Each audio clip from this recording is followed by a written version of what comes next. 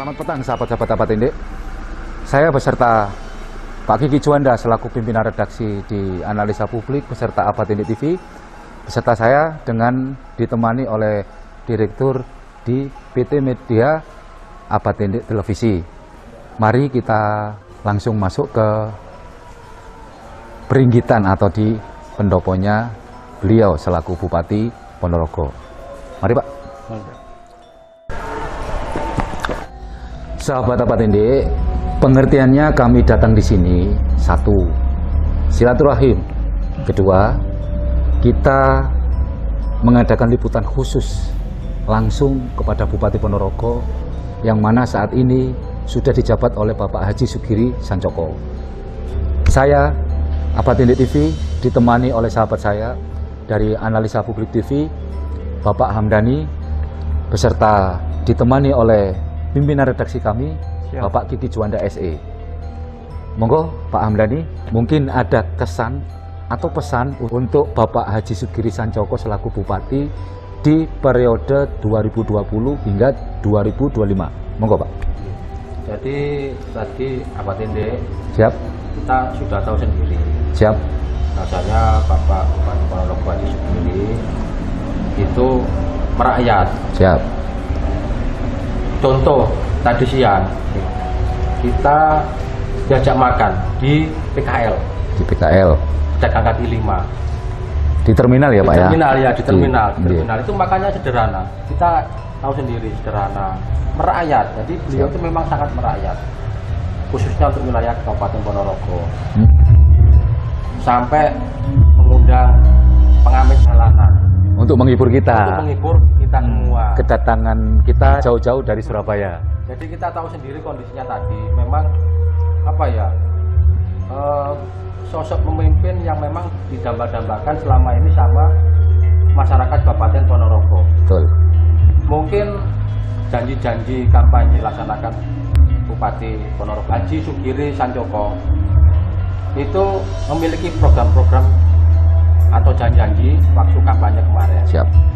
Dan mungkin liputan khusus malam ini atau petang ini itu bisa kita bahas kupas tuntas dalam arti Kepada beliau. program kepada beliau. Ya. Itu program kerja dilaksanakan atau yang belum dilaksanakan itu bagaimana, jadi bisa membawa kemajuan bagi masyarakat Kabupaten Ponorogo. Mungkin Apatindik bisa detail bertanya langsung sama Pak Bupati Haji Sugiri Sancoko. Siap. Mungkin bisa disapa Pak Kiki, monggo. Siap. Begini ya Apatindik, mungkin sedikit saya tambahi Ya. bahwa Bapak Bupati Sugiri Sancoko ini luar biasa. Masyarakat respect, apalagi tadi kita juga lihat di lapangan, ya kan? Dan saya rasa dia harus 2 periode. Harus 2 periode ya. Betul Bapak Apatindik. Tapi ya kan, kita kawal dengan media Apatindik ini yang sudah merakyat juga. Siap. Ya kan? Saya lihat saat pemilihan beliau itu akar rumputnya luar biasa, mendukung hingga dia naik menjadi Bupati Ponorogo. Siap. Yang dengan semboyan atau slogannya yaitu Ponorogo Hebat. Saya sangat antusias dan respect. Betul Apatindik? Siap. Pak Kiki Juanda. Itu saja. Siap. Terima kasih Pak Kiki Juanda. Siap. Pak Hamdani selaku Direktur di Apatindik TV atau di Analisa Publik Media TV. Jadi sahabat-sahabat Apatindik, beliau berdua ini adalah sahabat saya sekaligus pendiri daripada media Apatindik TV. Berikut Pak Kiki Juanda adalah selaku pimpinan redaksi. Siap. Yang selama ini ditekuni oleh Pak Kiki Juanda. Jangan kemana-mana, simak terus videonya, sahabat-sahabat Apatindik. Bakal seru dari liputan khusus ini langsung dengan pihak Bapak Bupati Haji Sugiri Sancoko. Apatindik, jos. Nah, Selamat malam sahabat Apatindik. Tadi Bapak Bupati Haji Sugiri Sancoko telah memberikan beberapa sambutan dalam acara Maulid Nabi di pemerintahan Kabupaten Ponorogo. Dan setelah acara tersebut kami langsung diajak berbincang dengan tujuan membedah ke depannya tentang kinerja beliau sebagai Bupati Ponorogo yang baru. Jadi sahabat-sahabat Apatindik, saat ini saya lagi berada di tepi jalan yang mana di sebelah kiri saya ada Bapak Bupati dan terkesan merakyat. Apapun bentuknya, liputan kali ini walaupun agak terkesan gelap, ini bentuk daripada seorang pemimpin yang mana sudah jam 10 malam Bapak Bupati Haji Sugiri Sancoko masih menjalankan tugasnya di tengah-tengah masyarakat. Kita simak videonya, mari langsung kita sapa beliaunya, Bapak Haji Sugiri Sancoko selaku Bupati Apatindik Jos. Assalamualaikum. Bah. Waalaikumsalam. Assalamualaikum. Apa sehat? Sehat? Alhamdulillah. Ya. Alhamdulillah. Ya, sahabat saya. Ketemu Saya nggih. Saudaraku ketemu lagi. Alhamdulillah. Lagi jagongan ini apa? Niki rokokan ngopi kalih sinambi menikmati gerimis malam. Menikmati gerimis malam. Tadi waktu kita di Pringgitan, di Pendopo belum sempat karena apa? Memberi sambutan acara Maulid Nabi. Akhirnya kita sempat ngopi saat ini.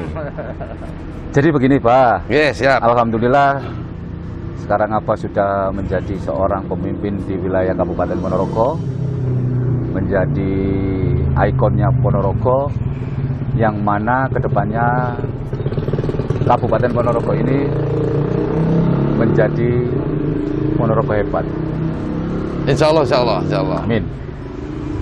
Untuk Abah sendiri selaku Bupati di Ponorogo, kedepannya ini yang didahulukan program kerjanya panjenengan ini apa saja? Monggo Abah. Pertama begini, saya sadar bahwa Siap. penduduk Ponorogo ini 77% ini adalah petani. Siap. Walaupun secara persentase 70, tapi kalau dihitung betul rasanya lebih, karena yang profesi guru ternyata dia di rumah juga punya sawah, yang profesinya polisi juga punya sawah, yang profesinya politisi juga punya sawah, yang profesi YouTuber juga punya sawah. Juga punya Betul. sawah. Jadi kemudian YouTubernya. kalau menderangkai betul, hampir 100% penduduk sesungguhnya petani. Maka kesadaran itu kemudian muncul, oh berarti kalau untuk memajukan Ponorogo, mensejahterakan rakyat, ini kita harus condong ke hati, kita harus condong dulu ke pertanian. Nah, ketika perut sudah kenyang, kemudian sejahtera, kemudian maju, saya pikir kemudian langkah berikutnya diajak pikir cerdas, lalu pendidikan. Nah, pendidikan. Tapi ini tidak bisa kemudian dijalankan, ini dulu ke sini, bukan.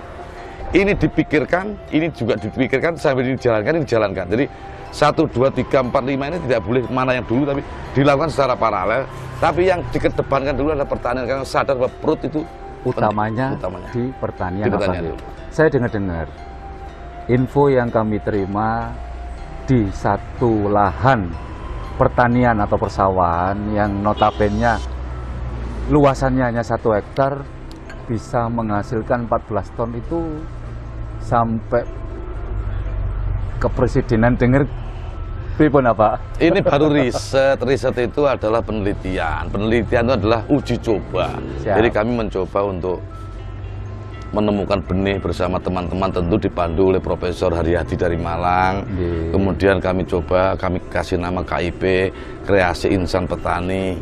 Kemudian menemukan benih padi yang malainya, jumlah malainya gede, kemudian batangnya gede, lalu kemudian butir-butir dalam malai itu banyak sampai hampir 700. Nah, kalau kebiasaan petani menanam padi yang jumlah butirnya satu malai hanya 200 bisa menghasilkan 7 sampai 8 ton, berarti kalau ini 700 berarti bisa dikalikan 3. Artinya kami mematok sampai 14 ton. Sampai 14 ton. Mudah-mudahan itu Dalam berhasil 1 hektar. betul. Dalam 1 hektar. Ini kan ada lompatan yang dasar. Kami sadar lahan pertanian pelan-pelan menjadi sempit.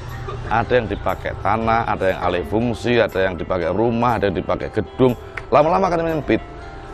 Kecerdasannya adalah bagaimana kemudian kita bisa melipatkan hasil panen. Nah, ini kadang-kadang memantik orang untuk untuk protes, memantai orang untuk tidak percaya, memantai orang untuk bully, memantai orang.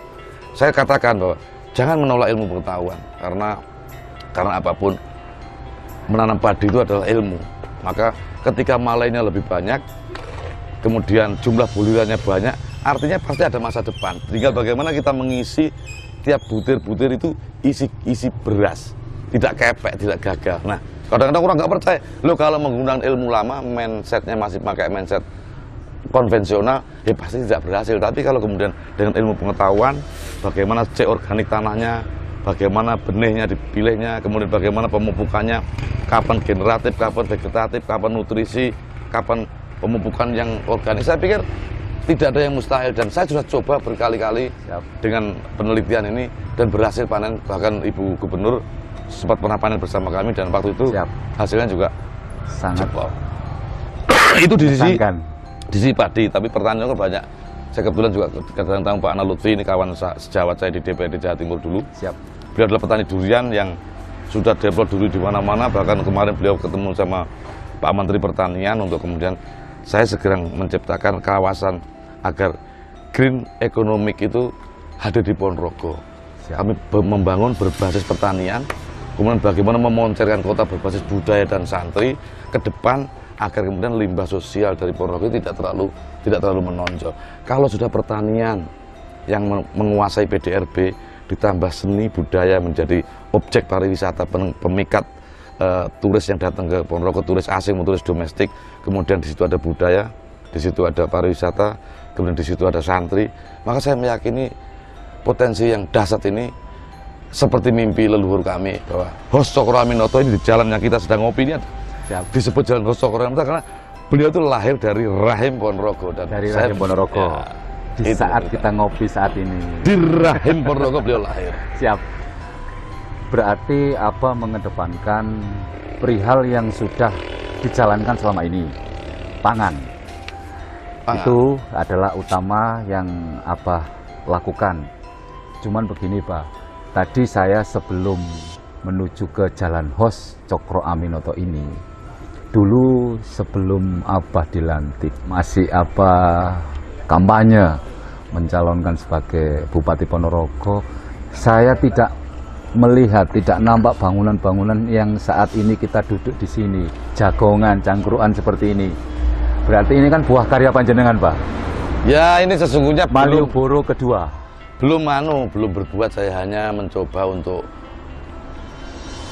mengimplementasikan mimpi-mimpi. Kalau kemudian kita dilantik itu kan belum bisa menggunakan anggaran karena APBD diketok pada saat saya sebelum dilantik. Artinya sudah terplot, terbelanjakan, terdistribusikan, terbagi-bagi di lini-lini yang memang tidak ada anggaran untuk ini, sehingga bagaimana agar kemudian membuat halo effect. Dalam sebuah jurnalis, halo effect itu adalah dua kalimat yang paling pertama untuk kemudian membuat orang, oh berita itu api. Nah, dari halo effect di kalimat yang pertama. Sehingga inilah halo effect. Berarti ini bukan dari anggaran APBD ya Pak ya? Ya, ini berarti ini gotong royongnya. Gotong royong masyarakat. Masyarakat ada sekitar. NU nyumbang berupa barang, kita bagi per seksi ini dibangun NU, kemudian seksi ini dibangun Muhammadiyah, seksi ini dibangun Bank Jatim, Bank BRI, Bank BNI, kemudian pengusaha-pengusaha yang lain yang hadir, bahkan partai politik juga boleh, siapa pun boleh nyumbang karena hakikatnya gotong royong. Gotong royong. Nah, gotong royong. Ada pertanyaan Pak dari kami, tindakan apa yang akan Abah lakukan sekiranya dari beberapa SKPD ini yang nantinya Ponorogo tidak lebih membuat suatu perihal dalam arti seirama dengan kinerja seorang bupati. Ya. Intinya apa, tidak boleh tebang pilih di sini, apa harus bijak, kan begitu? Ya, pertama takaran kedewasaan, artinya tebang pilih itu begini. Bagaimana cara kita memandang terhadap kualitas orang, sehingga sampai hari ini saya kemudian untuk dibilang mutasi agak terlambat, orang mengatakan mutasi telat macam-macam. Saya bilang tidak telat. Saya tidak ingin membeli kucing dalam karung. Jadi saya harus asesmen oleh tim pansel ya. Kemudian secara kualitas iya, secara kredibilitas iya, secara kompetensi di bidangnya iya. Tapi ada hal yang paling tidak bisa dilihat dari kompetensi, dari intelektual, dari kinerja, yaitu integritas. Integritas. Integritas itu adalah sesuatu yang harganya paling mahal. Integritas adalah bagaimana kita bertanggung jawab lurus dan kemudian untuk membuat Ponorogo yang nah, ini tidak bisa selesai dalam sehari. Kadang-kadang saya harus ke rumahnya, saya numpang ke kamar mandi, saya pura-pura kencing, saya sambil melihat dapurnya seperti apa, dia masak apa hari ini. Ketika saya mampir di rak sepatu, apakah koleksi sepatunya. Ketika saya lihat cantolan di sampiran kamar mandi, apakah ada pating cerantel anduk, pating gedamblek. Ketika saya harus melihat ingon-ingonnya, apakah di situ ada kucing, ada pitik, ada apa. Dari situ saya bisa menyimpulkan, oh orang ini baik tapi kurang polesan, orang ini sesuai hebat tapi kurang diberi ruang, orang ini macak melas, orang ini macak melarat, orang ini macak sugih. Jadi saya bisa menyimpulkan itu dari perilaku, dan itu tertata, terpotret di rumahnya, dari tata letak bunganya, dari apa koleksi mereknya. Saya bisa menyimpulkan itu sehingga dipadu dengan hasil asesmen para pansel, habis asesmen para yang lain, kemudian saya memadu, saya tak asesmen secara integritas. Nah, itulah yang penting, karena sehebat apapun konsep, sebagus apapun visi misi, jika dijalankan oleh orang yang ogah-ogahan, percuma. Betul. Maka yang paling penting adalah, kata ceramahnya Pak Lutfi Mulutan tadi, bukan karena kecerdasan yang membuat orang itu sukses atau membuat negara itu maju, tapi ternyata adalah empati, sense of crisis. Kata itu bagaimana empati memandang kanan kirinya. Itu yang paling penting adalah itu. Yang paling penting itu. Ya. Berikutnya Pak, saya melihat di Pendopo selalu ramai khalayak, selalu ramai para pihak, entah dari lembaga sosial masyarakat, entah dari tim media, entah dari masyarakatnya sendiri. Lah, waktu panjenengan untuk rehatnya ini jam berapa? Sedangkan kita saat ini, waktu jagongan ini sudah 10:30 malam. Saya lihat kemarin masih repot ya Pak, masih repot ngurusi warga. Terus lenggangnya panjenengan ini seminggu ini nung sewu Pak Bupati. 8 hari. Seminggu 8 hari katanya Pak Ustadz Lutfi. Tapi apakah dengan jam terbang panjenengan yang sangat tinggi itu, kesehatan panjenengan bisa terjamin 100%? Jadi ya kadang-kadang ya manusia normal lah. Jadi kadang-kadang greges. Ya. Yang greges. Kadang-kadang greges. Jam-jam ini tangi harus pagi, harus telat subuh ya. Seneni bojo kan ya ibu. Siap. Subuh. Bupati nek ngomong sak. Oh iya sih, subuh telat, bojoku ya akhirnya ya biak-biak karo piye lah. Tapi saya ini kebiasaan bisa tidur di mana-mana. Artinya ketika kita perjalanan dari satu tempat ke tempat yang lain itu sasernya bisa tidur.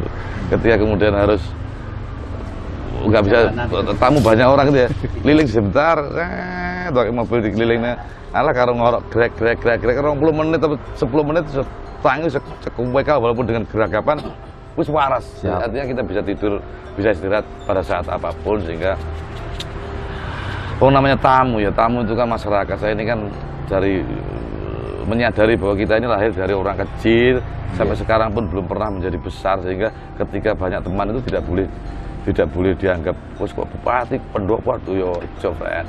Kabeh pengen ketemu, pengen curhat, walaupun sekedar curhat, pengen enten perlu napa wae. Mboten perlu napa, namun pengen foto. Kedua, namun pengen ngerokok mriki. Artinya itu sudah bentuk pelayanan yang kadang-kadang suatu bentuk penghormatan seorang bupati kepada masyarakatnya. Oke, siap. Itu apa saja. Selama ini dalam masa pandemi ini untuk COVID-19 ini di Ponorogo sendiri sudah di level berapa saat ini Pak? Menurut asesmen Kemenkes sesungguhnya kami ini di level 1. Di level 1 karena ya. parameternya bagaimana pertumbuhan COVID atau paparan COVID tertekan baik, kemudian ketersediaan bor baik, kemudian semuanya memadai, ini memadai, itu memadai. Tapi kan ada satu faktor yang membuat Imendagri tidak mengatakan bahwa kami level 1, masih level 3, karena jumlah vaksin kami belum memenuhi target di atas 50%. Lalu kemudian lansia kami belum sesuai target, sesuai dengan perintah pusat. Maka kami masih ada di level ketiga secara Imendagri, Nggih. tapi sudah ada di level 1 secara asesmen kesehatan. Nah ini sedang saya dorong untuk vaksin terus sampai saya menyelenggarakan jalan sehat bersama Nahdlatul Ulama, kemudian sepeda unta bersama dalam rangka menghibur rakyat dan ben gelem vaksin, biar ada antusias vaksin. Nanti di jalan ini juga mau tak bikin semacam car free day, tapi ada wisata vaksin. Dan orang tumplek-blek di sini untuk mengelola vaksin. Dengan demikian ada percepatan di samping door to door ini tidak berhenti di desa, terus ada terus. Karena memang penduduk kami juga 900 lebih, 100 ribu. Artinya kalau mencapai herd immunity, kami harus 701 ribu yang harus divaksin. Maka ini baru dapat sekitar 49% lah. Mudah-mudahan segera Hampir separuh. Hampir separuh. Maka kami juga risi wong mantu ora iso geli, ora iso dar.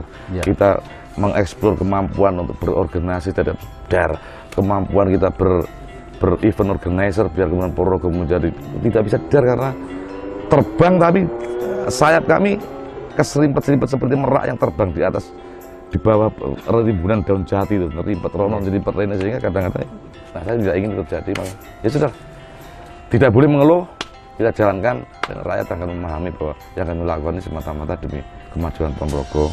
Sudah Pak? Siap. Satu pertanyaan lagi dari saya. Perihal apa yang akan Abah lakukan untuk percepatan ekonomi nasional di kala pandemi ini di akhir tahun 2021 untuk menuju tahun 2022? Monggo Pak. Pertama, itu erat dengan kemiskinan ya. Pertumbuhan ekonomi itu akan terhambat oleh angka kemiskinan. Maka kita selesaikan dulu kemiskinan dalam tahun ini. Mudah-mudahan kami ada cara yang namanya saudaraku aku di sisimu, ini adalah bagaimana mengampu orang kaya, mengampu orang yang kurang beruntung. Nah, itu kami siapkan tim yang namanya TP2K itu menyiapkan. TP2K ya, Nah, Pak, ya? TP2K itu mendata berapa orang kaya, berapa orang yang sedang tidak beruntung atau orang miskin itu kita data, nanti kita ampukan. Memang sudah ada program dari pemerintah pusat, ada BPNT, ada PKH, ada banyak hal, ada BLT, ada BST. Tapi ini kan tidak segera kunjung hijrah dari miskin menjadi tidak miskin. Ini harus ada yang memantik akselerasi ini agar keluar dari status miskin. Nah, ini tidak bisa dilakukan oleh siapapun, harus gotong royong. Maka kami kasih program namanya Saudaraku Aku di Sisimu. Orang kaya menggandeng, ayo lur, aku sedulurmu, kita berjalan bersama-sama. Nah, ini akan cepat. Nah, setelah itu kemudian itu sambil berjalan, kami ingin UMKM juga hidup tumbuh. Siap. Karena benteng kekuatan ekonomi itu di UMKM.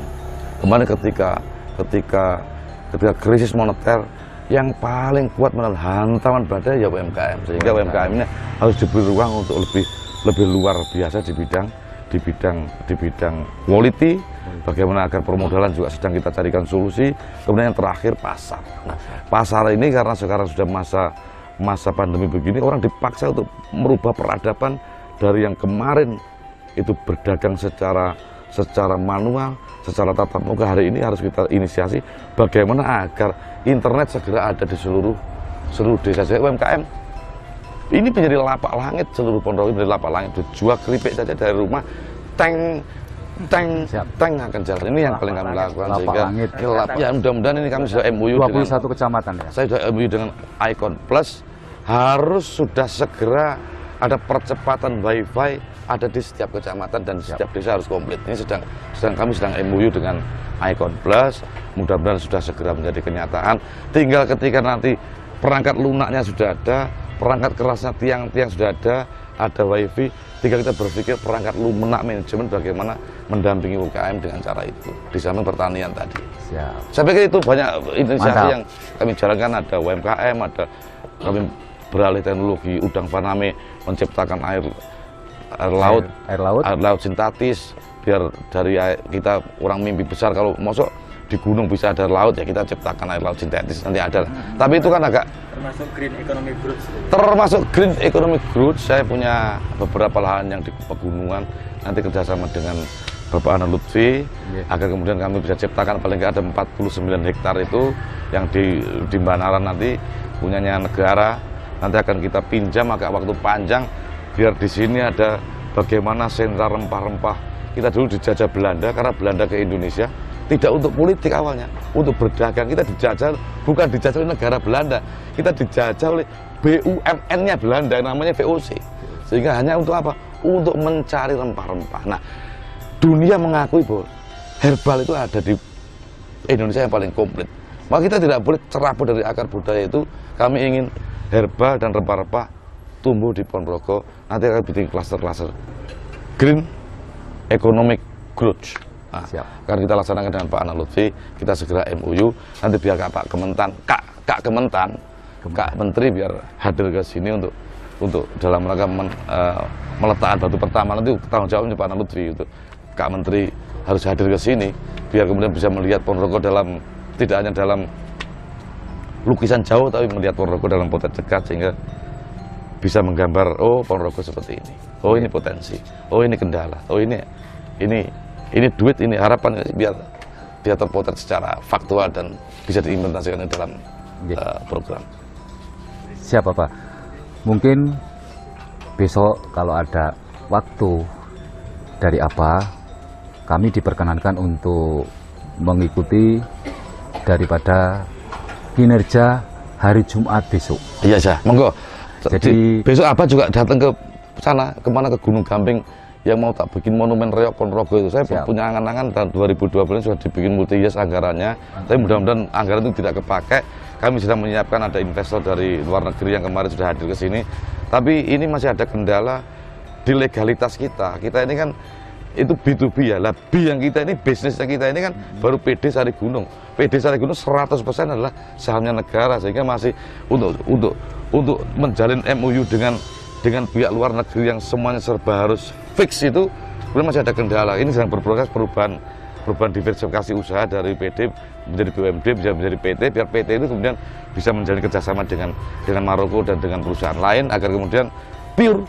Kalau Maroko itu B, di sini nggak bisa G. Nah, ini karena G ini kan saya menjamin saja, di sini government hanya menjamin saja bahwa secara prinsip aman investasi Anda, tapi bisnisnya harus Sari Gunung yang sudah beroperasi plastik menjadi bisnis betulan. Ini kan masih bisnis di bawah bayang-bayang negara, sehingga antara untung ruginya negara masih nombok. Saya tidak ingin kemudian keberadaan PT justru malah menjadi kolesterol dan gula darahnya APBD, tapi ingin menjadi support APBD. Ini yang paling penting adalah itu. Sehingga mari kita berpikir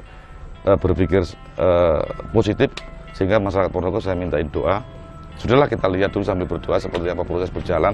Saya meyakini dengan kinerja SKPD kami yang hari ini tangguh-tangguh, kami ajak berjuang habis-habisan, yang masa lalunya barangkali di rumah hanya sekedar duduk dan absen saja, hari ini ayo bangkit. Kalau tidak bangkit, Anda akan keseret peradaban. Ayo maju, kalau nggak kerja Anda akan seret peradaban, Anda akan ketinggalan dan tertati-tati. Maka sudah dipaksa untuk cerdas, dipaksa untuk punya integritas, dan dipaksa untuk mampu mengikuti perkembangan zaman, karena dunia sedang melaju. Kalau Anda tidak melompat, maka Anda ketinggalan. Nah, kalau Melayu tok kurang, kudu Melayu kalau mencolot kayak kodok loh kan. Iya, gue mencolot. Melayu tok kalah harus mencolot, maka harus Melayu mencolot. Gitu Pak kira-kira. Siap. Terima kasih banyak Abah. Siap. Sudah meluangkan waktunya. Terima kasih Pak. Lampunya sudah nyala lagi. Kembali. Mungkin staf-stafnya apa langsung menelpon dinas terkait. Terima kasih apa. Semanun Abah Tindik. Kalau saya mampir ke Ponorogo jika ada, nanti kita bisa ngobrol yang lebih panjang, dan saya mau dibantu untuk berpikir. Ini kan gotong royong hakikatnya ya Kiai, kita minta doa untuk bergotong royong lewat doa, pengusaha, investasinya, wartawan, bagaimana tulisan mencitrakan baik, LSM. Boleh nyinyir solusi, Pak. Nek guru ngomong dan harus dipertanggungjawabkan. Nek ngomong gak tambah solusi, kuwi jenenge lah kapur barus yang jero lemari, ngedablus ora mari-mari. Ngono lah. Siapa? Itu ya. Oke, apa? Terima kasih banyak. Semanun, Pak. Semanun. Apa? Siap. Siap. Terima kasih banyak. Assalamualaikum. Waalaikumsalam warahmatullahi. Oke, sahabat Abah Tindik, saya sudah mewawancarai pihak Bupati Ponorogo Haji Sugiri Sancoko. Begitulah apa yang sudah disampaikan kepada sahabat-sahabat Abah Tindik di rumah, bentuk daripada kepedulian seorang pemimpin yang ada di kabupaten. Berikut Bupati Ponorogo ini, beliau sudah membangun suatu kawasan yang dulunya tidak seperti sahabat-sahabat Abah Tindik lihat, seperti lampu inilah Malioboro kedua, sedasar atensi daripada sahabat-sahabatnya Abah Sugiri atau Haji Sugiri Sancoko selaku Bupati Ponorogo di luar anggaran APBD. Ponorogo hebat, Abah Tenik Jos.